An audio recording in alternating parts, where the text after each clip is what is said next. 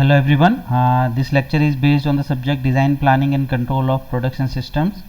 This is open elective subject for third year BE student in MBM Engineering College, Jodhpur.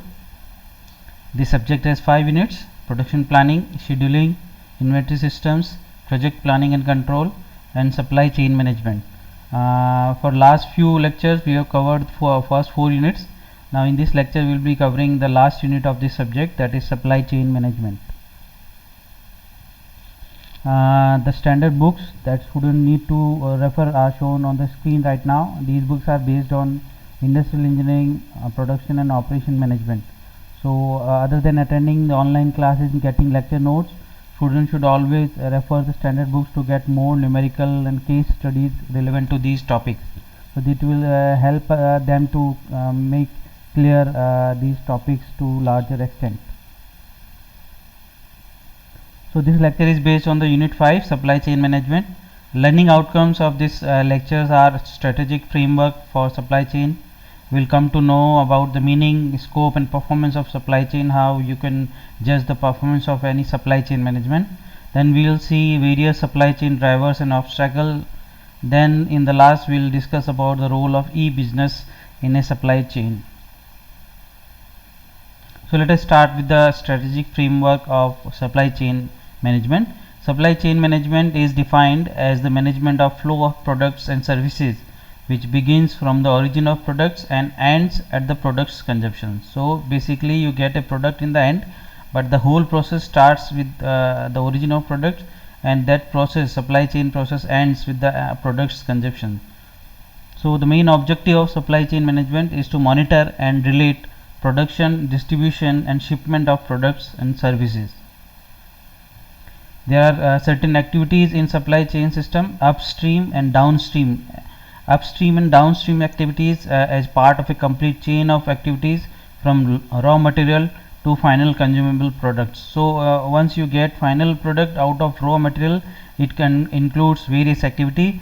Those are categorized in upstream and downstream, and to successfully apply supply chain management system, you must always know the relation between upstream and downstream activity. That will help you to coordinate and to manage your supply chain management in a efficient manner. So if you control your supply chain management in an efficient manner, that will result into a rapid and effective communication, and information flows up and down the supply chain. So it will result in effective communication and beneficial outcome of any supply chain management system. The task of supply chain management here is to design, plan and execute the activities at the different stages to provide the desired level of services to supply chain customers in a profitable manner. As shown on the screen right now, there are various elements of a supply chain management system. You can see it starts with supplier, then manufacturer, distributor, retailers and customers. So these are the basic activities or element of the supply chain, and you can see the activities categorized as upstream and downstream categories. So supplier and manufacturer comes into the upstream activities. The activities related to retailer and customer are based on downstream activities. Let us see about the various activity in a brief discussion. These activities are divided into 3 categories. First category is the close partnership with other organizations. This is very important for success of any supply chain management system. So it includes delivery, quality, flexibility and cost.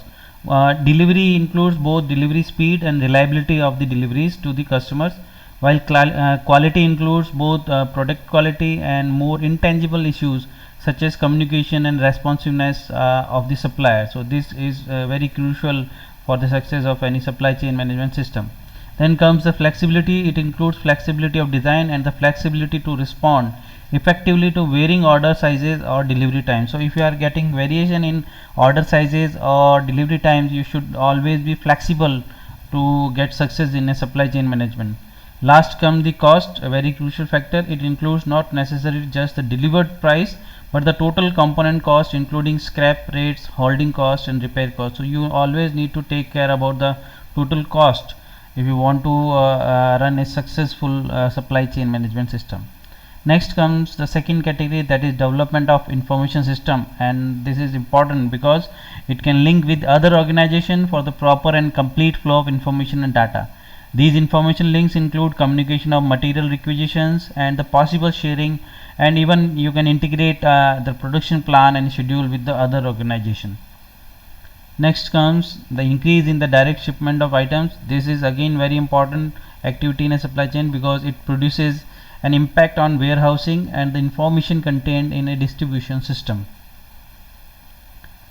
This slide shows you the flow of different items in a supply chain. As you can see on the screen, material flows from supplier to customer, while funds flow from a customer to supplier. While the information, which is very critical in a supply chain system, it flows from supplier to customer as well as from customer to supplier. So supplier sends information in terms of specification of product, and once if we get feedback from customer, that information flows from customer to supplier. Next comes the basic component of a supply chain management system. These are plan, develop, make, deliver and return. Plan is the initial stage of the supply chain process, and we need to develop a plan or strategy to address how the products and services will satisfy the demands and necessities of the customers. After planning, the next step involves developing or sourcing, we can say. In this stage, we mainly concentrate on building a strong relationship with suppliers of the raw materials required for the production. The third step in a supply chain management process is the manufacturing or making of product that were demanded by the customer. In this stage, the products are designed, produced, tested, packaged and synchronized for the delivery. The fourth stage is the delivery stage. Here the products are delivered to the customers at the desired location by the supplier. This stage is again very crucial because it based on logistical phase where customer orders are accepted and delivery of the goods is planned. Last component of supply chain is the return. It is the final stage of supply chain management. In this stage, defective or damaged goods are returned to the supplier by the customer. Here the companies need to deal with customer queries and respond to their complaints in a frequent manner. Thus, the supply chain management can be defined as a systematic flow of materials, goods and related information among suppliers, companies, retailers and consumers. Next comes how you judge the performance of any supply chain management. So here several measures are shown on the screen. We'll discuss all these measures that will help you to decide about the performance of any supply chain management system. These are categorized into two broad categories: qualitative measures and quantitative measures. So qualitative measures are customer satisfaction and product quality, that will give you an idea about the performance of your supply chain management system if you get proper feedback on customer satisfaction and product quality. Then second category is very important, quantitative measures, where you measure the quantity in terms of order to order, delivery lead time, supply chain response time, flexibility, resource utilization and delivery performance. So you can easily measure these factors, these parameters to judge on the performance of your supply chain management system. As far as quantitative measures are concerned, it is again divided into two broad categories, and first category is non-financial measures, while second category is financial measures. As far as non-financial measures are concerned, it includes cycle time, customer service level, inventory levels and resource utilization. Here cycle time is called the lead time also. It can be simply defined as the end-to-end delay in any business process. Customer service level is judged by the portion of customer demands that can be easily satisfied from the stock available. Now you can satisfy the customer demands by portion of the orders lost because of the stock out, or by total number of orders waiting to be filled, or by portion of the customer orders that are completed on time. So all these activity will help you to raise the customer service level. Inventory levels are important to meet the customer demands, as the inventory carrying costs increase the total cost significantly. So the inventories can be further divided into four categories. You can easily get the four category of any inventory level. Those are raw materials, work in process, finished good inventory and spare parts. And last comes the resource utilization. It is critical in a supply chain network as huge variety of resources is used in most of the manufacturing firms. Different types of resources available for different applications are manufacturing resources, storage resources, logistic resources, human resources, financial resources. So let us see now the various factors for that decides the performance of supply chain management that falls into the category of financial measures. These are cost, revenue, inventory cost, transportation cost, penalties for late orders delivered to the customers, cost of goods returned by the customers, credits for goods returned to the supplier. So all overall objective here is to get the overall cost of the process, what revenue you are getting, what penalties you are supposed to give or face if you deliver the products to the customer late. Then again, if the customer return your products, then it will again cost you. And then if you return your product to the supplier, that will make a credit for your finance statement. So all these factors are very important for successful performance of any supply chain management system. The measures taken for gauging different fixed and operational costs related to supply chain are considered the final measures. So here the key objective is to maximize the revenue by maintaining the low supply chain cost. So we need to keep the supply chain cost low so that we can get maximum benefit out of our system. Let us discuss about the various drivers of a supply chain. Those are categorized into two main categories: logistic drivers and cross-functional drivers. Here the logistical drivers are inventory, transportation, facility. Inventory is basically manufacturing firms have different types of inventory, as we discussed earlier: raw materials, components, work in process, finished goods. So all these are inventories are always helpful in keeping the stock so that you can supply the product as and when required in future. Then transportation is again very necessary for an uninterrupted and seamless supply. And while the facilities are very important for running a supply chain system, that include receiving, pre-packaging, storing, picking, packaging, sorting and shipping. So all these includes the facility. Then comes the cross-functional drivers. These are information, sourcing and pricing. Information is the connection between the various stages in the supply chain. It is critical for the daily operation of each stage in a supply chain. Sourcing is a set of processes required to purchase goods and service in a supply chain. So the processes include supplier selection, choose between single and multiple suppliers, and the contract negotiation. Pricing determines the amount to charge customers in a supply chain. Pricing strategy can be used to match the demand and the supply. The pricing strategies are used to improve the efficiency and responsiveness of any supply chain management system. Then there are several obstacles and problems you face during successful operation of any supply chain management system. These are size, dealing with multiple owners, and instability and randomness. So the final product and the components used to produce the final product come into a variety of sizes, as we know, due to the multiple owners like procurement, production, inventory and marketing. Due to the globalization and the competitive market, the manufacturing firms need to keep the items in their inventory of various sizes. And if they don't do that, then it could be a major obstacle in the supply chain.